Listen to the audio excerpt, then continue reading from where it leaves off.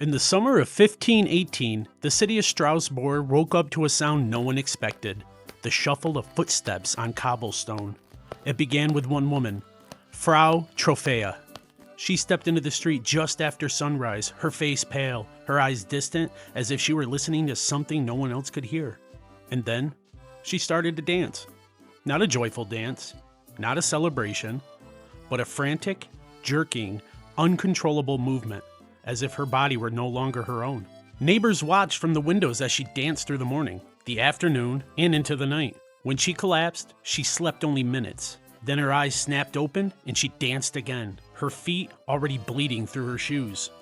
Within days, more joined her.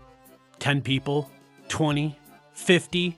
By the end of the month, nearly 400 people were dancing in the streets, their bodies spasming, their faces twisted with exhaustion and fear. Some whispered that they saw shadows pulling them forward. Others begged for someone, anyone, to make it stop.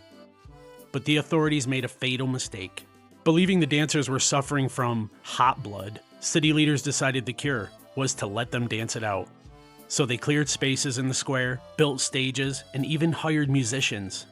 Imagine that, an entire city forced to watch hundreds of people dance themselves toward death, while a band played desperately in the background.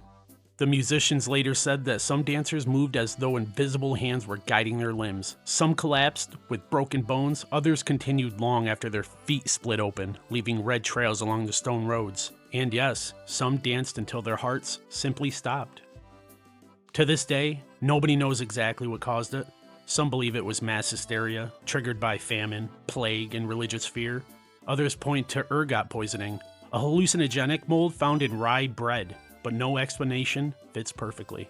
Whatever it was, it spread like a curse, and then, as suddenly as it began, it faded. The survivors, those who were still alive, were marched to a shrine in the mountains for a ritual cleansing.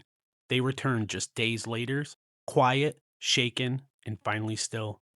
The dancing had stopped, but the city never forgot. To this day, historians call it the Dancing Plague of 1518, a real event, a real horror, and one of the strangest outbreaks in human history. A nightmare you can't wake up from, a dance you can't stop, and the haunting reminder that sometimes the scariest stories are the ones that truly happened.